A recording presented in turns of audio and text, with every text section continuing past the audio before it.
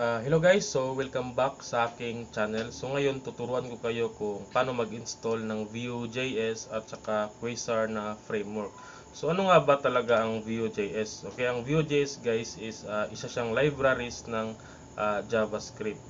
And then yung Quasar naman guys is isa siyang framework ng Vue.js. Okay, and then tuturuan ko rin kayo na paano mag-create ng first project nyo sa Quasar. Okay, so umpisahan natin guys. Punta tayo sa Brave. So type natin dito Node.js. Okay, so click lang natin to. Then dito naman guys, click natin tong download. Then save. Okay, so click lang natin to. Then click. Okay, so next lang natin. Next, then next, then install. Okay, so click natin yung finish.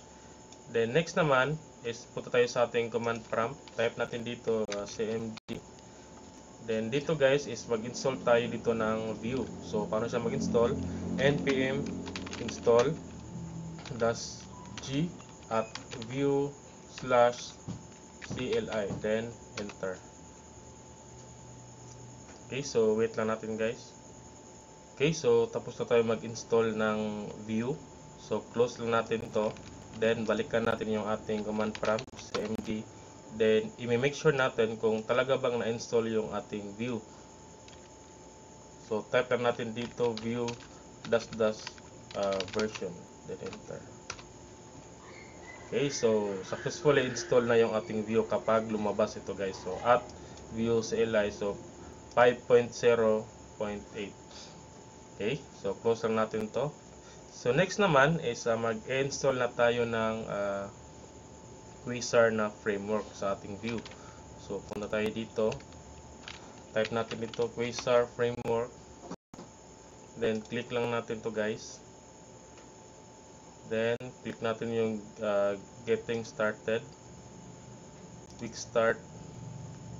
Okay, so then dito naman is install natin yung ating CLI ng Quasar. So since yung gamit ko dito is npm, so click ko lang yung npm. So copy natin to. Then paste natin dito sa ating command prompt. Then okay, so wait lang tayo. Okay, so close lang natin. Then punta tayo dito sa taas. So click natin yung npm. Okay, so copy natin to. Then punta na naman tayo sa ating command prompt cmd. Then dito naman is type muna natin dito cd desktop. Then paste natin dito. Okay, so pipiliin natin yung app with Quasar CLI. Then enter lang natin. Then dito naman is yung ating project name. So yung project name ko dito is front end. So kayo nang bahala kung ano yung ilalagay nyo dyan. Then dito naman is syempre pipiliin natin yung Vue 3 which is yung latest. Enter natin. So dito naman guys is may dalawang pagpipilian which is JavaScript and TypeScript. So since ginagamit ko dito guys is JavaScript. So JavaScript yung pipiliin natin. So dito naman enter lang natin. Then enter. Then ito enter lang natin. So dito naman composition API. So enter lang natin. Then dito is hindi ko gumagamit ng SAS. So pipiliin ko lang tong none. Then dito naman guys is pipili tayo dito ng tatlo which is Pinya, state management at saka yung Axios. Kasi yan yung gagamitin natin. So space lang natin dito. Then yung state management, space. Then enter. Then yes.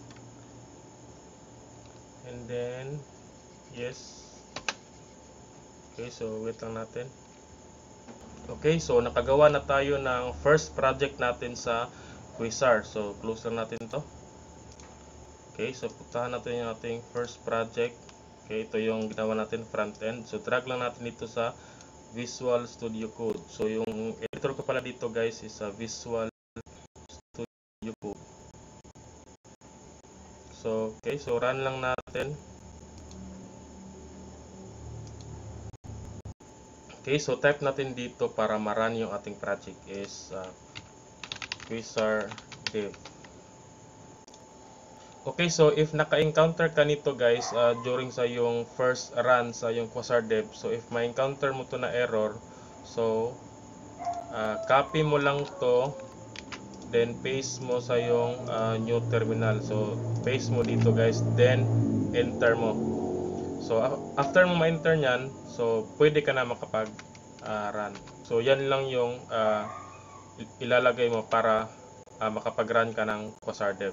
So huwag kayong mag-alala, so ikakopy ko lang to sa aking description para ma-paste nyo sa yung Quasar Dev. Okay? So ngayon, so titignan natin yung default ng Quasar. So copy lang natin to, then paste natin dito. So Brave pala yung ginagamit ko guys. Okay, so ito na yung default ng Quasar. Okay, so I hope nakatulong to guys, and kung paano mag-install ng Quasar and view and also maka-create ng first project. And don't forget to subscribe my channel.